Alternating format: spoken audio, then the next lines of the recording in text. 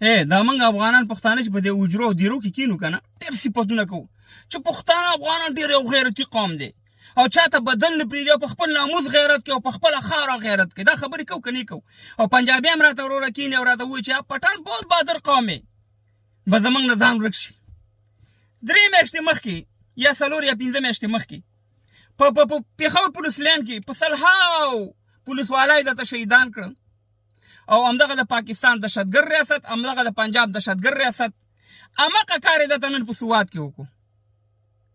همغه کار ما هغې وخت کې مې ویل چې دا ګورئ دا خودکش نه دی په پولیسیان کې چې دغه وشو، دا یا دننه بمونه خېدل ډرون نه ایستلی، همغه کار یې نن په سوات کې دا د یو بم کار نه دی او نه د خودکش کار دی. خو زه تاسو ته افغانانو پښتنو ویم چې موږ په کوم غیرت موږ خبره کوو. 15 کاله کېږي چې دې پاکستاني ریاست ستاسې په زموږ په خاوره باندې قبضه کړې ده.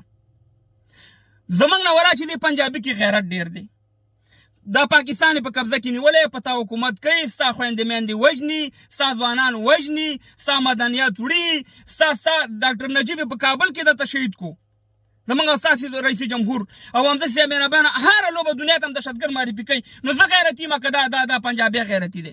بنګالیان دومره بنګالیان لاړ ازادي واخیسته ورور د پاکستان هغه دی په هسکو سترګو په دنیا کې ګرځي. ولا زموږ نه په بنګالیانو کې ولا زموږ نه په هندوانو کې غیرت ډېري. انګریزانو ته موږ 100 کاله مخکې شکست ورکړی، 15,000 انګریزان هم وژلي دي، په میلیونهاوو یې ووژلي موږ پښتانه. د څه شي غیرت؟ خپل بدلې رانه تر اوسه پورې اخلي. بلوچان تر اوسه پورې پاکستان نه مني، ځوانان یې ټول ختم شو، ښځې و شروع کړې د پاکستان سره جنګ کوي. او سیا مهربانه موږ ځان ته غیرتي ویو.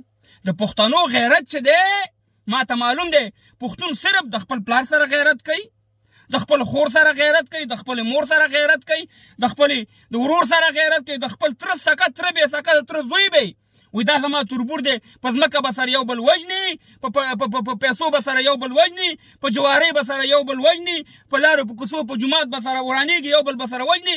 د پښتون غیرت چې دی دغه دی. وی پښتون 15 کاله بعد چې بدل والی و چې ډېره تعظیم یې وکړه، 15 کاله کېږي چې دا ریاست تا سره هره لوبه کوي، ولا د اسرائیل نه بدتره لوبه کوي. هغه خو فلسطینیان سره هم دومره ظلم نه کوي لکه تا سره چې کوي. نو ته کله راوچتېږي؟ تا غیرت کومه دی؟ ستا تاریخ کومه دی چې ته وایې چې زه احمدشاه ابدالي بچی یم؟ من کې غیرت میرت نه دی پاتې.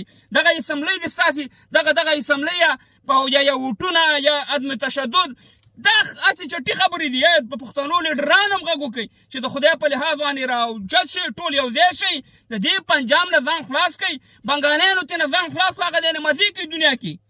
او تاسې زه مهربانه بابله کې موږ سره څه وکړو، په افغانستان کې را سره څه وکړو. او ما تاسو ته ویلي چې کله طالبان حکومت راغی زما ویډیو پرته ده، تاسو ته مې وویلې چې اوس به جنګ پښتونخوا ته وړي، ځکه د ډالرو چکر ختم شو، اوس به ډالر په تا په سر وانهلي. یا پښتونه په کوم خبرو کومې خبرې دي چې تا پاتې دي او تا ته ما نه دي کړي په دې لایفونو کې؟ ستا زور شته دی خو ته بې اتفاقه یې. پښتون کمزوری نه دی خو پښتون تقسیم شوی دی. تاسې په پارټۍ بازي وانې د مذهب په نوم د یو په نوم باندې ټول تقسیم هستئ. د خدای په لحاظ باندې دا ټول شیونه هم پرېږدئ او دلته یو افغانان یو پښتانه شئ. د دې پنجاب نه والله چې تاسې اوس پسې ټوپک هم رالی، صرف کوتک راوالی، که تاسې دا تورمخې د دې اټک نه وانه لړو زه د خدای راسي او په دې انتخاباتو او په دې اسمبلیانو او په دې شیانو ځان مه غولوئ.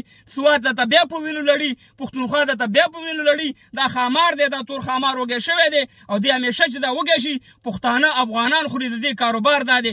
زه په تورخم کې د خپلو خویندو میندو پوښتنه نشم کولی، زه په سپین بولدک کې د خپلو خویندو میندو پوښتنه نشم کولی. په خاوره رانه قبضه کړې ده، پلاني ته مې شکست ورکړو، بستاني ته مې شکست ورکړو او خپله خاوره وانې مې د پنجابي قبضه د مدنیت هم رانه وړي. دا زما غیرت دی او دا زما د پښتون توره ده، توره چې چا کړې ده احمدشاه ابدالي و چې په ډیلي کې به د خلکو منډې والې.